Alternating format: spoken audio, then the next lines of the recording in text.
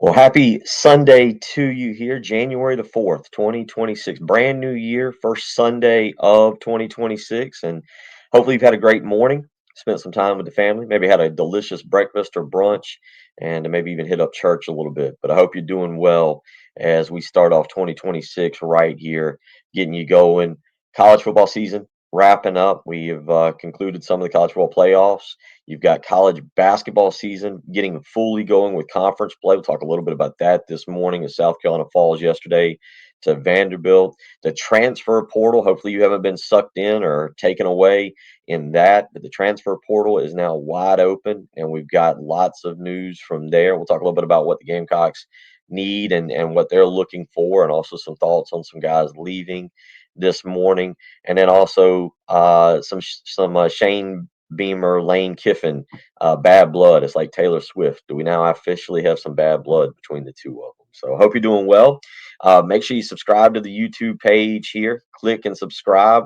Share it on Twitter or Facebook or whatever. Let's build a little bit of an audience. Obviously, this is outside of everything else I do, and so a chance to put a little more content out there and do a little bit more as we get to 2026. And I hope you're doing well. Hope you've had a great 2025. Hope you're excited about a brand new year and you've got some big plans. So let's jump into it a little bit. Let's get into some things that are going on. Number one, first and foremost, the transfer portal is open. College football, boy, this is like the new signing day now. This is really like the new signing day that I grew up on, where everything was so exciting and you were waiting to see what your team was going to bring in and things of that nature. Well, on Friday, the transfer portal opened. South Carolina has got to make an impact in the transfer portal. So far, the month of December went fairly well for the Gamecocks. They were able to hold on to their recruiting class. Shane Beamer did a good job of that, landing everybody he needed to land. He was able to go out and make some really good hires on the offensive side of the ball in terms of Kendall Briles and Stan Drayton and Randy Clements. Then you lose Sterling Lucas, and it's kind of like, oh dear, here, what are we going to do? How are we going to replace Sterling Lucas? Well, I don't know if he upgraded or not, but I tell you what, he didn't downgrade. Dion Barnes comes from Penn State, a young up and coming coach, and really exciting to see what he can do on this staff. A guy who is highly thought of in the industry. Clayton White and he have a good relationship previously from recruiting Fred Johnson. So there's a lot of positives that were happening for South Carolina football. And then you kind of see some transfers heading out and whatnot. And this is Shane's chance to keep the momentum going from what we had there at the very end of, or really the middle of December through where we're at today on January 4th. So what do the Gamecocks need? And that's kind of the big question.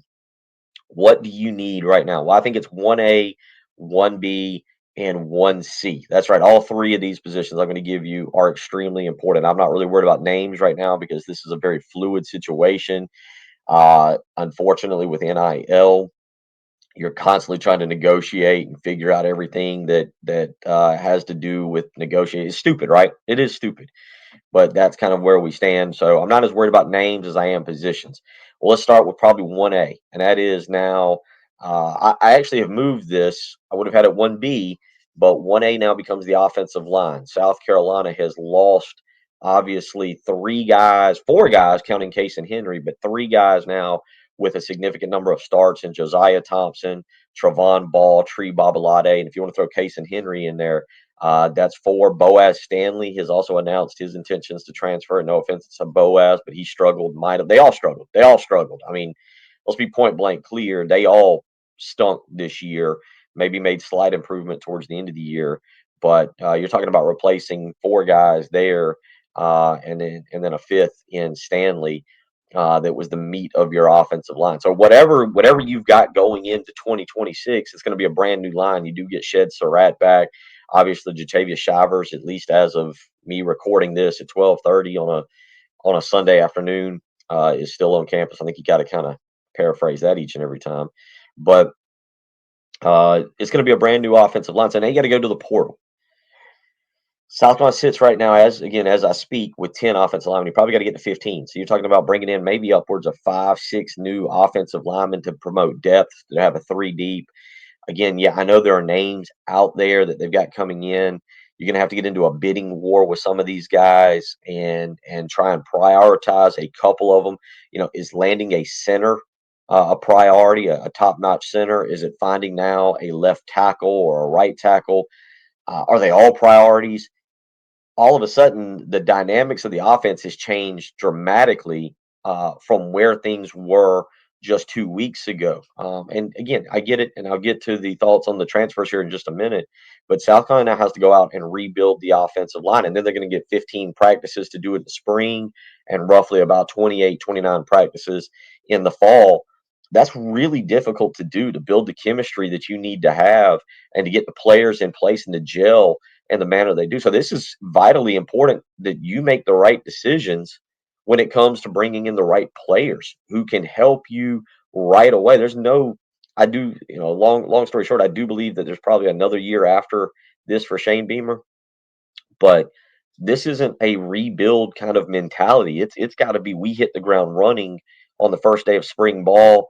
We're halfway to takeoff when fall camp comes around, preseason camp comes around, and that team's ready to go. That offensive line has got 8 quarters through Kent State and Towson to be ready to go, and there's no building after that. You've got to be ready to go. So this transfer portal 1A right there is offensive line, because you're going to have Sellers back. We'll talk about running back in just a second. Some wide receivers still I feel pretty good with, and everything that South Carolina's got going on there, even with the loss of Andrevius Jacobs. So, that offensive line is vital to South Carolina getting to 6 wins, maybe even 7 in 2026. And so, who you attract in the portal and how they fit what Randy Clements wants and what Kendall Briles wants is vital. So I go 1A on the offensive line. Again, we'll see names. I've seen some of them out there, and who knows, because again, yeah, kids will come take a visit, but then on that visit, a kid will go, okay, what's the NIL situation? What's the rev share situation? Well, this school's saying that school's saying this. Well, let me compare and contrast all my notes. We'll address the names as commitments come in throughout the next 14 days. 1B, I would have had this 1A. Defensive tackle. South Carolina has got to land another big time defensive tackle in the transfer portal. Now, you have some guys that I really like. Gabriel Brownlow Dindy is the top dog there, in my opinion. I hope he has a healthy offseason. I hope he really develops in the manner that you want with him. And I think he's an elite, and that's a key word, elite SEC defensive tackle with another year of development. You're talking about a former 5-star guy who I think was still battling some injuries and whatnot. But that's a player that I think you can count as your anchor on the defense line. But you got to get him help. You've got some younger guys that can play, but right now, going to that transfer portal, we all know the importance of the defensive line and stopping the run. Going back to the offensive line, running the ball, but stopping the run. And South Carolina has got to have some defensive linemen. Again, Troy Pikes was coming on at the end of the year, but I still think he's a little light in there to handle being a first and second down kind of guy. Looks like a great rusher and maybe a guy kind of in the Tonka Hemingway mold who can be very versatile, play a little on the edge, play a little bit on the interior. But you've got to find another hardcore interior guy who is going to line up and create havoc in there and team up with Gabriel Brownlow Dindy and maybe give you some depth there. And now I think you got to get another one after that. You've really got to have a true 3 deep there at the defensive tackle. And so I think defensive tackle is every bit as important as offensive line. That's why 1A and 1B there, really, when it comes to the priorities of the transfer portal. Again, there's a big kid coming in from Central Florida. We'll talk names as they commit and how they fit the system and whatnot. But right now, you just kind of keep your eyes and your ears open. You go, okay, well, that guy's visiting, and that's good. Well, who are his other schools, and what does that look like? And then we'll kind of address the name. There's no point in addressing names right now when they could come in South Carolina and said player can't meet eye to eye on NIL or rev share. So we'll address names as it comes to it in that situation. And then 1C is running back, and it's not so much you've got to go find a stud. I've seen on Twitter people hit me up. We got to go find a stud running back. We got to go find an elite running back. I don't think that's the case for Shane Beamer and Kendall Briles and Stan Drayton. What I do think is you've got to find quality depth. And I think Jarwan Howe and Matthew Fuller can be running backs 1A and 1B, and you feel comfortable with that. Isaiah Augustev, we don't know enough about him to really say what he is as running back 3. But, finding another Oscar Attaway, I actually think would be nice. A guy who can come in and maybe give you 7 to 9 carries a game, maybe 5 to 7.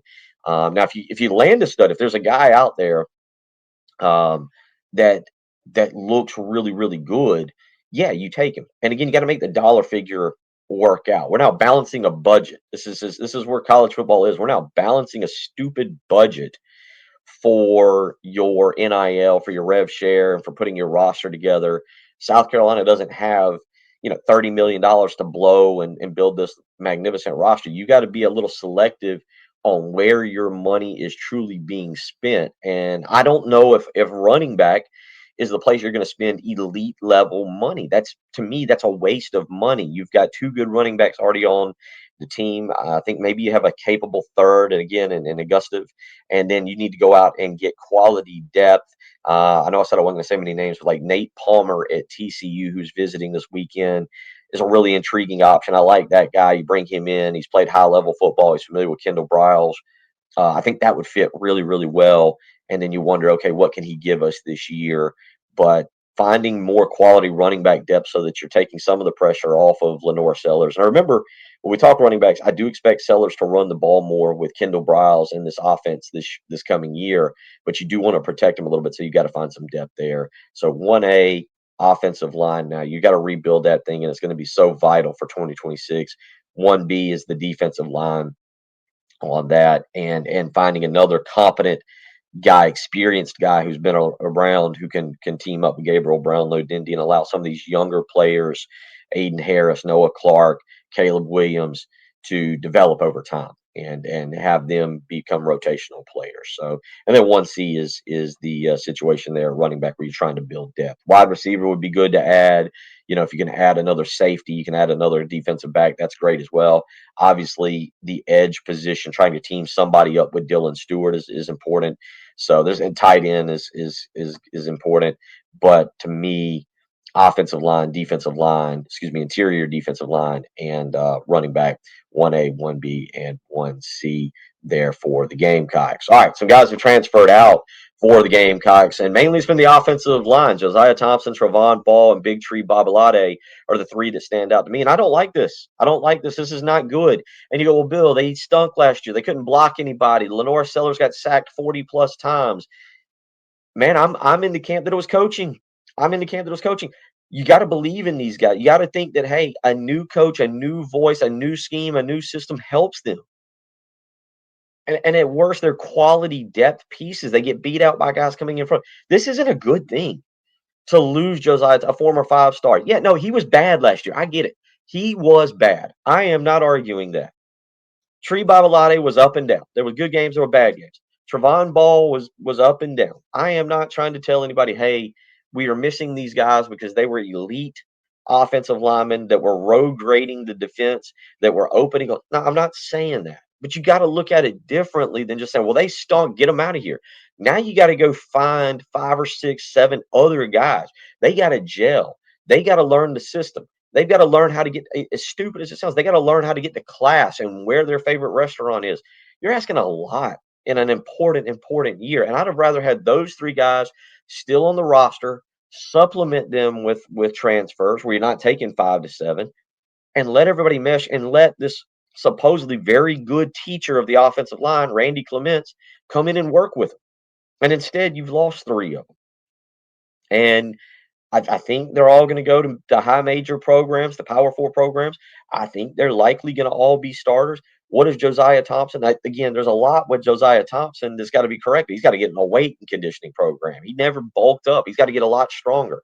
I am not trying to tell any of y'all who are watching this that these guys were elite offensive linemen and that South Carolina is now dead in the water because they don't have them. No, but I love the fact that they had experience, that they were considered potential prospects, and that if you believe in coaching, if you believe in Randy Clements, then you believe that he could get something out of them, out of these guys who were former 4-star and 5-star prospects. I'm of the opinion that Lonnie Teasley was not that guy, was not that offensive line guy, and that a new voice could have changed a lot. So no, I don't think this is a good thing for them. I don't think this is a good thing. I don't think you just say, "Well, we stunk, new guys in, bad guys out." That's not. I don't think that that's how it's going to work. And right now, I got a lot of questions about the offensive line going into 2026. Now, again, it's January 4th. I don't know what they're going to bring in terms of guys that are going to replace them. But for those of you who are like, well, the guys that are still on the roster couldn't beat out the 4 or 5 that I just talked about that are transferring. So how good do you think they are if you're upset with the guys leaving? I don't think this is a good thing. I don't think it's a good thing. One other transfer portal defection that I think hurts is wide receiver Vandrevius Jacobs. Now, by all accounts, it appears that Jacobs is going to Miami. Okay, Miami is going to pay him the bag. They're gonna take care of him financially. Miami is an exciting offense. He's from the state of Florida.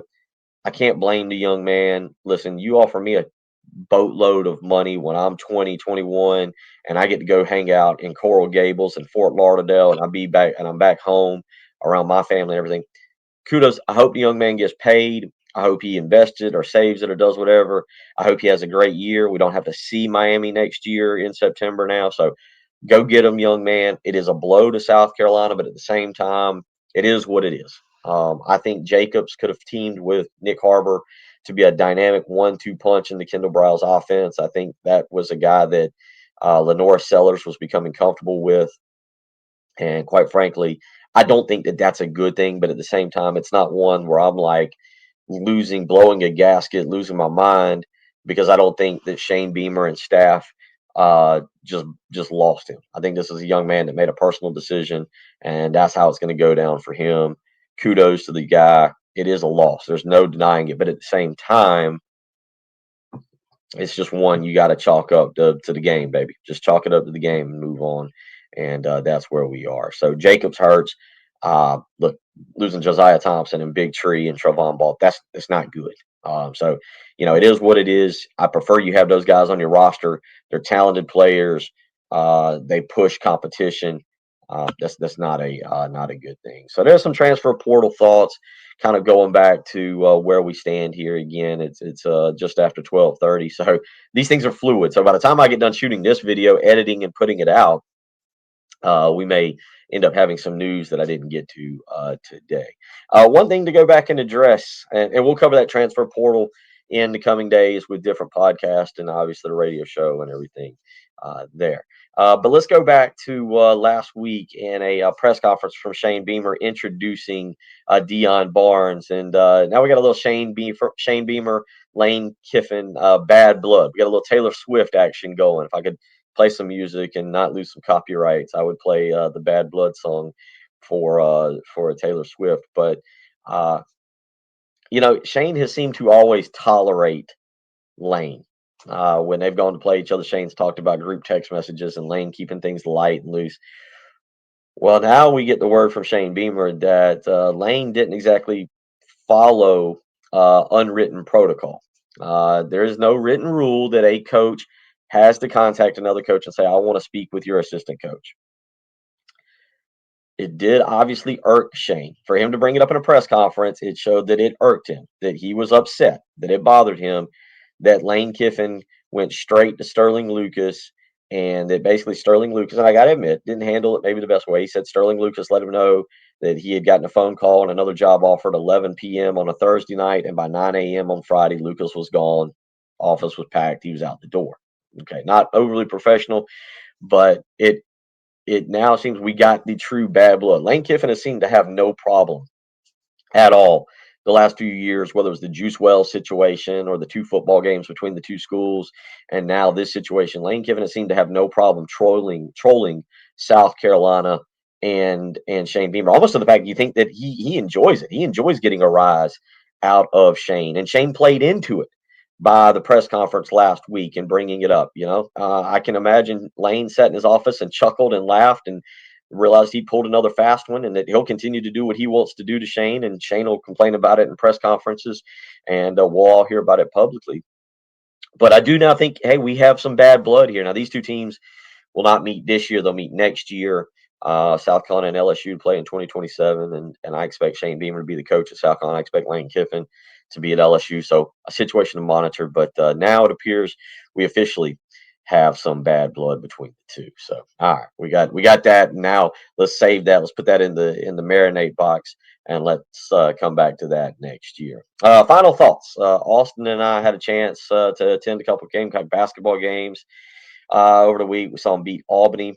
last week, and then we saw them lose to Vanderbilt yesterday in the opener of conference play at Colonial Life Arena, 83-71. I just, this basketball program, I hate to say it, this is about as I don't mean bad in terms of on the court um, production. What I mean is just the lack of energy amongst the fan base, the lack of excitement, almost just, to me, it's in a bad situation. There wasn't a big crowd there yesterday. That's not a shock. The students were out still. They come back this week, but the apathy that is now setting in is scary. And I saw this towards the end of the Darren Horn era. I really actually saw it at the end of the Dave Odom and the Darren Horn era. It took Darren Horn winning a lot that first year to get a crowd back in there in January and February. If you remember, they went like 21-10, and you had Devin Downey and Zam Frederick, and you had a really fun team that was exciting to watch. And so you were able to get people back in the building the year after. And then Frank Martin, it took a while. It took a while to get people energized, and I'm afraid that's where this is heading, is that even if you bring in a new coach next year, the apathy toward the program, and I don't even, it's almost to the point of a disdain. Like, why are we spending money on this? What are we doing? What success are we ever going to have? It's tough, man. And I love basketball, and I think Colonial Life Arena on a Saturday in January and February could be one of the best environments in college basketball. That arena, I'm not a fan of the arena. I think it is a cheap arena. I think it lacks nuance. Um, there's nothing about it that stands out. But I tell you what, you have a setup there with restaurants and establishments in the Vista and everywhere around that make it like this incredibly fun place to be for a basketball game if they're winning. And the fans will come. The fans will show up, and they will pack that place out, and it gets loud, and it's a fun home court environment. Again, I don't care for the arena. All arenas become fun home court environments when you're winning. But it is sad to see where South Carolina basketball is at. And unfortunately, you play your first conference game of the year, apathy is set in. It's going to get worse. They play LSU Tuesday night down in Baton Rouge, and then you play Georgia next Saturday at 2 o'clock. And jeez, what does the fan base look like? It's gonna be a struggle. This team, and this is the sad part. I thought they actually played fairly well yesterday. I didn't think they played bad. Now they were 7 of 28 from 3-point range. They can't defend a pick and roll. They cannot defend a pick and roll. I don't know what is going on there. This is a bad defensive team. They lack an interior presence that really scares the opposition. And quite frankly, now you've played 5 big time, big boy basketball games, and you can't shoot better than myself and Austin could if we stood in the gym by ourselves during the day and took 33 pointers. I mean, this is a problem. And, Jeremiah Donati's going to have some big decisions to make. I like Lamont Paris. I think we all love Lamont Paris. I think we genuinely think he is a phenomenal guy, and you want him to succeed. But college sports and college basketball, it is a big boy business, and it is about winning. And South Carolina right now appears heading, in my opinion, for a bad conference record that would then at least set them up for another losing season. And that would be 3 out of 4. And that's not what South Carolina, whether I'm not of the believer that South Carolina needs to be making a ton of NCAA tournaments, because I haven't seen it in my life. And I've listened to Eddie Fogler, I've listened to other coaches that have talked about it. And I think, if you can get to the tournament 2 out of 5 years, and look, the NIT is not what it used to be, but 3 out of 5 years at South Carolina, and then you baby step your way up, that's phenomenal. But I mean, let's be honest. We saw a tournament appearance in 2017. Before that, it was what, 2002. You had back-to-back ones in the 90s. I mean, if you're just going since 1990, if you're just going the last 35 years, four tournament appearances. Four. That's almost nine. That's almost a 9-year gap between tournament appearances. Let's just get to getting there 2 out of 5 years. That would be interesting. That would be fun. That would up it dramatically for the Gamecocks. So, what does this team got to do? I don't know. The stripes are on the giraffe. Excuse me, the giraffe. The stripes are on the zebra at this point. You are who you are. You can't fix 14 games into the season what South Carolina basketball is, and you can't fix what the SEC is going to be. you're just going to have to go and deal with it. And dealing with it probably means taking a couple of losses here, a bunch of losses, and us trying to figure out what the direction is of the program when we get to the end of February and into March. And it's tough. It's tough. I'm going to go back on Saturday. We got the Steve Tannehill deal going on down in 5 Points next Saturday, starting at 4 o'clock. Stay tuned to Twitter for more details on that. Follow Cox by 90. Jamie Bradford's got a lot of information. I'll be putting stuff out. Look forward to being down there and seeing that. And that's going to be following the basketball game. The basketball game's again at 2 o'clock against Georgia. But it just truthfully, it just stinks. It just stinks to see South Carolina basketball where it's at. It really does, because I think, again, I think it could be really fun. I think it could be really exciting. But you got to find somebody who can build a winner, who can manage a roster. And right now, this team cannot shoot threes, even though they were created to do so. They cannot defend a pick and roll. There's no inside presence. These are the glaring issues that you have with the University of South Carolina men's basketball program. So, anyway, happy Sunday to you. January the 4th. Here we are, and I'm excited about a brand new year. 2025 was a learning lesson, and I'm thankful for it. 2025 was great. I know everybody says at times, "Man, I want to move past last year. I want to get out of it.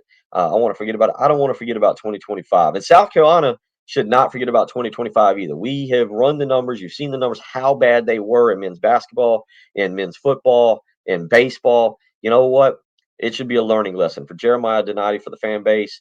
It's something we should always look back, and it should be the turning point. Will it be? I don't know. But, kind of like I'm using personal things in my life, I'm going to remember 2025. I'm going to be thankful for it. I'm blessed that the Lord did the things in 2025 that He did for me and teaching me lessons, both professionally and personally. I wouldn't have it any other way. And I think for South Carolina athletics, it's got to be the same way. We've got to learn from that. We have got to learn, and we've got to grow and get better. So y'all have a great afternoon, a great week. Got some special videos coming up for you, maybe a few guests even coming on. And of course, the radio show from 12 to 3. I'm out tomorrow. I got a doctor's appointment, big doctor's appointment that I'll tell you more about later. But that's the plan for the week. Y'all have a great Sunday, great week, and happy 2026 to you. Signing off here on some Sunday thoughts from the Recliner.